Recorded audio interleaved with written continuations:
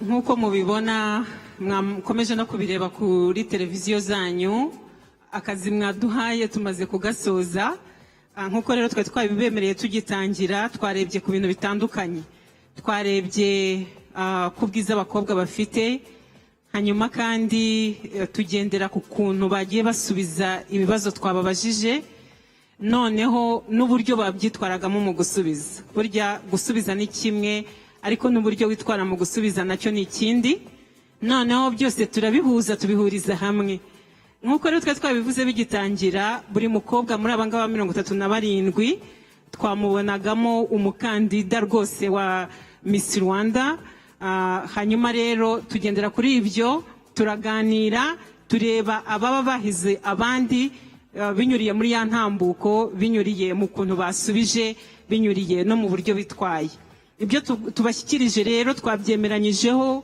uko turi batanu kandi tubyemeranyaho ku buryo bw'ijana ku ijana nta n'umwe ufite ingingimira twese turabyemera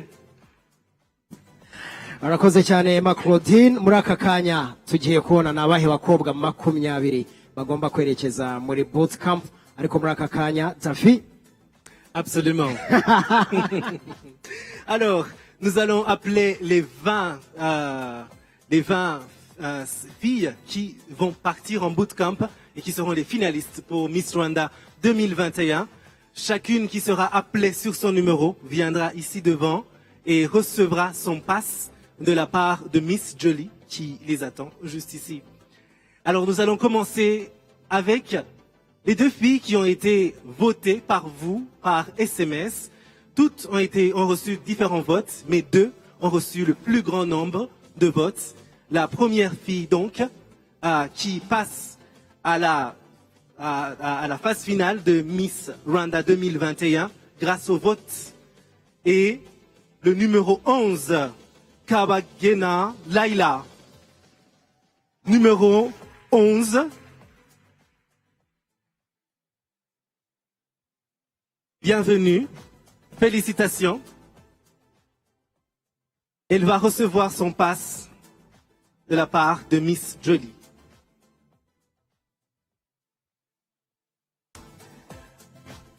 L'autre fille qui a reçu un grand nombre de votes, ce qui lui permet de passer à la phase finale, c'est le numéro 10, Ishimwe Sonia.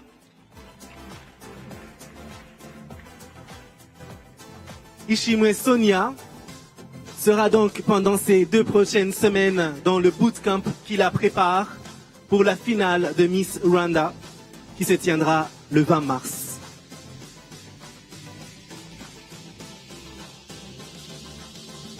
La prochaine candidate à passer à la prochaine phase donc, c'est le numéro 9, Isaro Rolita Benita.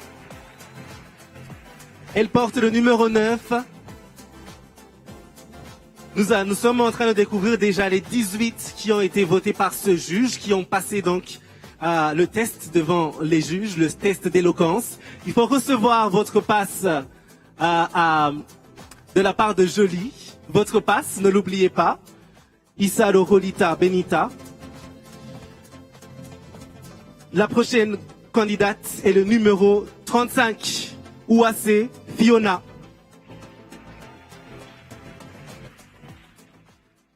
Ouassé Fiona arrive sur scène. Elle aussi partira pour les 2 prochaines semaines en bootcamp. Donc elle va continuer dans la bulle qui a déjà commencé. Et la candidate suivante est le numéro 34, Ouassé Kagame Sonia, qui nous rejoint sur scène et qui donc a aussi passé le premier test, la présélection. Elle part pour la finale de Miss Rwanda 2021. The next contestant moving on in the hopes of becoming Miss Rwanda 2021 is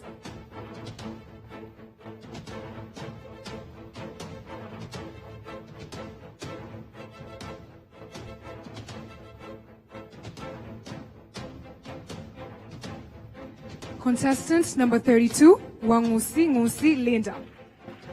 Contestant number 32, Ngusi Linda, congratulations.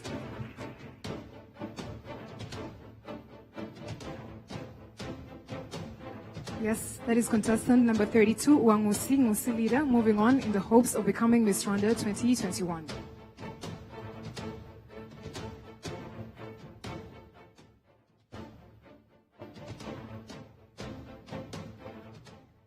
The next contestant, moving on to the bootcamp phase, is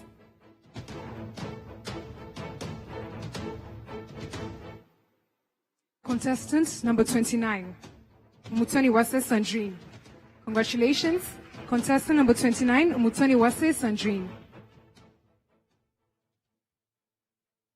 Yes, that is contestant number 29 as she walks down to receive her pass from Miss Mutesi Jolly.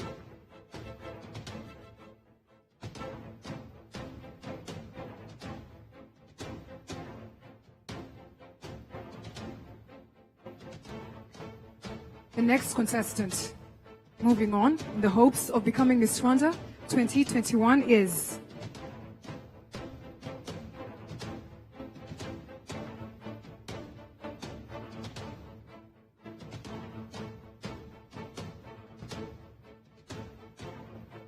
contestant number 28, Umutoni Witness. Contestant number 28, Umutoni Witness, congratulations.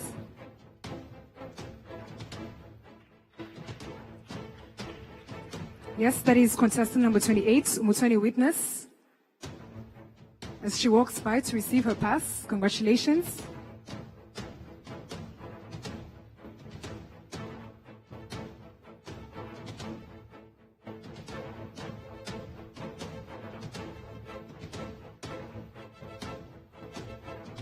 The next contestant, moving on in the hopes of becoming Miss Rwanda 2021 is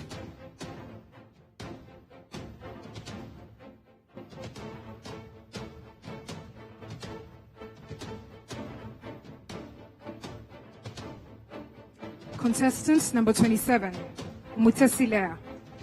Contestant number 27, congratulations. You are moving on to the bootcamp phase. That is contestant number 27 as she walks by to receive her pass.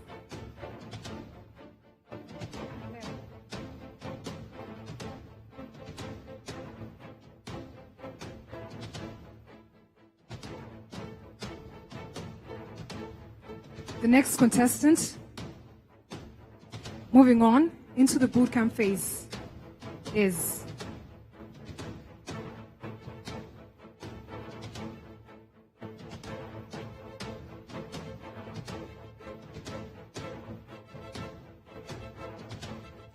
contestant number 23, Teta Larissa. Contestant number 23, congratulations. Teta Larissa is moving on to the bootcamp phase as she walks by to receive her pass from Mutesi Jolly.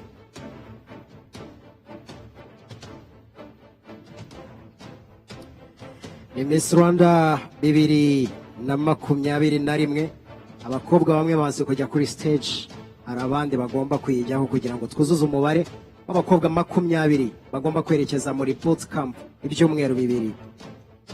Umukobwa ukurikiyeho ni umukobwa ufite nimero 18, Musana Teta Hands.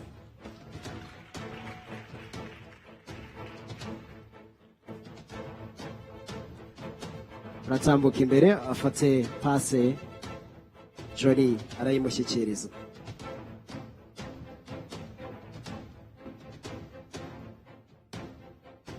Umukobwa ubonye itike yo gukomeza yo kwerekeza muri bootcamp y'ibyumweru 2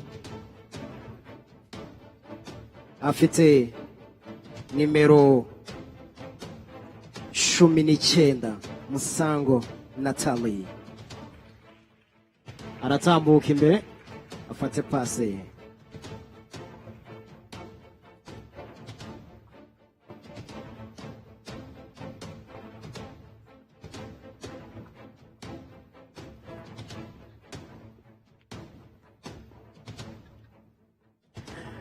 Umukobwa ukurikiyeho ugize amahirwe yo gukomeza muri bootcamp muri Miss Rwanda 2021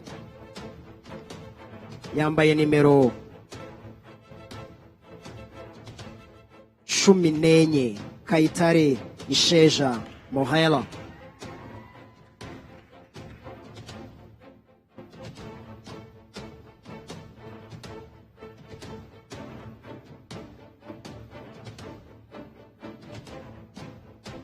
Uratambuka ufate pasi yawe. Umukobwa ugize amahirwe yo kwerekeza muri boot camp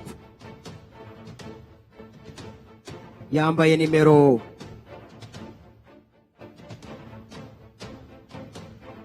13 Kayirebwa Marie Paul. Aratambuka imbere narangiza afate pase ye.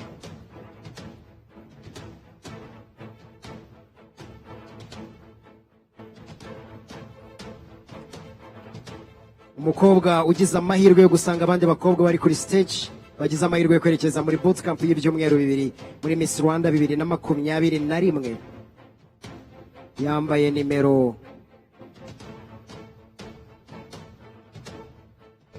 12 Karera Risi.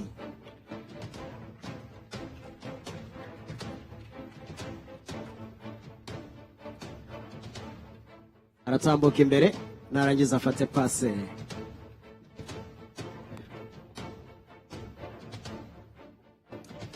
Il ne reste plus que 5 filles, 5 places pour 5 filles. Quelles seront les 5 autres candidates à partir pour le bootcamp et à se préparer pour la finale de Miss Rwanda? Nous avons déjà 15 filles ici devant. Je vais appeler sur scène la candidate numéro 7, Ingabire Grace. Ingabire Grace passe également en finale donc. Elle a 25 ans et elle représente Kigali. Recevez votre passe. La prochaine candidate ne reste plus que 4 places. À la maison, je pense que vous avez aussi vos propres préférences. Les juges, ils ont fait leur travail, c'était pas facile. Elles étaient 37. Elles ne seront que 20 en finale. Et à la fin, une seule sera élue Miss Rwanda 2021. J'appelle sur scène la candidate numéro 6, Ingabire Esther. Ingabire Esther, bienvenue. Vous avez votre qualification, votre passe pour la finale de Miss Rwanda 2021.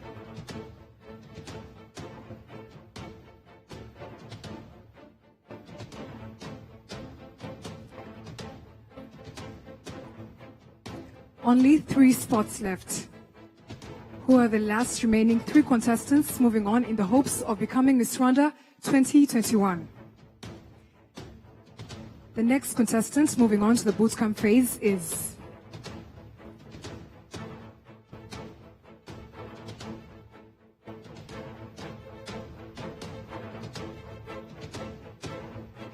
contestant number 5, Gaju Evelyn. Contestant number 5, congratulations. As she walks by to receive her pass from Mutesi Jolly, Gaju Evelyn.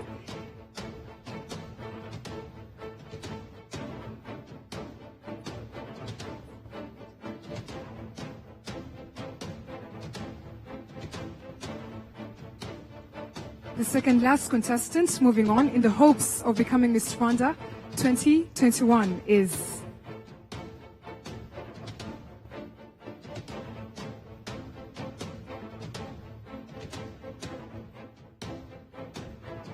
contestant number 2, Akaliza Hope.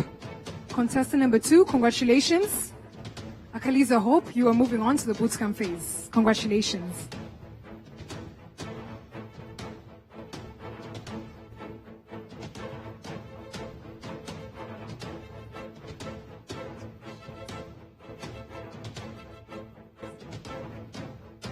ni abakobwa 19 asigaye umukobwa umwe wo kwerekeza muri bootcamp bakamarayo ibyumweru 2 tukazamenya ninde Miss Rwanda 2021 nyuma y'ibyumweru 2. Umukobwa wa nyuma mu bakobwa 20 bagize amahirwe yo kwerekeza muri bootcamp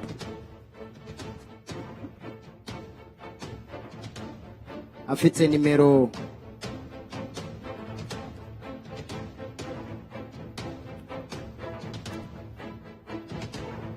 rimwe Akaniza Amanda.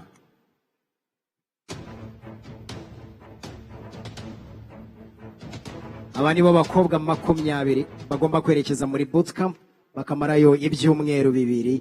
Bara abakobwa 37 ariko bavuye mu bakobwa 413.